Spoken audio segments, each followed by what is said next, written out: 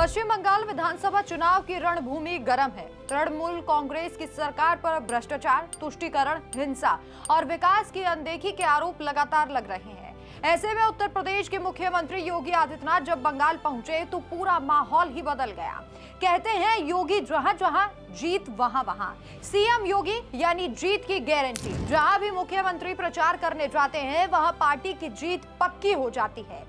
कंठी और नंद कुमार जैसी जगहों पर उनकी रैलियों में जन सैलाब उमड़ा, जो इस बात का सबूत भी बना। योगी आदित्यनाथ ने टीएमसी पर मंच से तीखा हमला बोलते हुए कहा कि यूपी में जिस तरह कानून व्यवस्था कायम हुई, विकास हुआ, उसी मॉडल से बंगाल को बदला जाएगा। लेकिन सबसे ज्यादा चर्चा में वो पल आया जब भाजपा के नेता प्रतिपक्ष और दिग्गज नेता शुभेंदु अधिकारी मंच पर पहुंचे। उन्होंने योगी आदित्यनाथ जी के चरणों में पूर्ण दंडवत प्रणाम किया।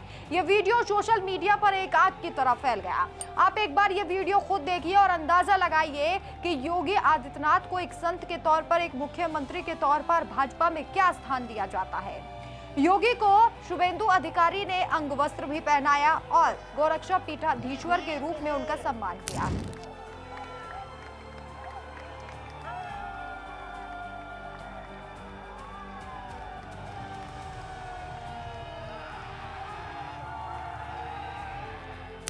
यह दृश्य सिर्फ औपचारिक नहीं था, यह दर्शाता है कि मुख्यमंत्री योगी आदित्यनाथ अब केवल एक मुख्यमंत्री नहीं, बल्कि हिंदुत्व की मजबूत आवाज, सुशासन के प्रतीक और विकास के गारंटर बन चुके हैं।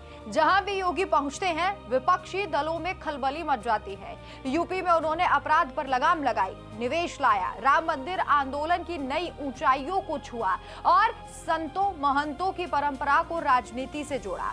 बंगाल की जनता भी अब उसी बदलाव की तलाश में है। ममता बनर्जी के शासन में बंगाल में हिंसा, घुसपैठ और सांप्रदायिक तुष्टीकरण की खबरें आम हो गई थी। योगी का आना इसी सड़ांध को साफ करने का संकेत है। शुभेंदु अधिकारी का ये दंडवत प्रणाम बीजेपी परिवार में नेताओं और संतों का कितना सम्मान किया जाता है, यह इस बात का जीवंत उदाहरण है। शुभेंदु अधिकारी खुद बंगाल की लड़ाई में सबसे आगे है। उन्होंने टीएमसी छोड़कर भाजपा ज्वाइन की और लगातार ममता सरकार को घेरते रहे। योगी जैसे संत राजनेता को इस तरह प्रणाम करना दिखाता है कि भाजपा में सिर्फ पद नहीं, संस्कार और गुरु शिष्य परंपरा भी जीवित है। योगी जी गोरखनाथ पीठ के महंत है। उनका आशीर्वाद न सिर्फ राजनीतिक ताकत देता है, बल्कि लाखों हिंदू भक्तों का विश्वास भी जोड़े रखता है।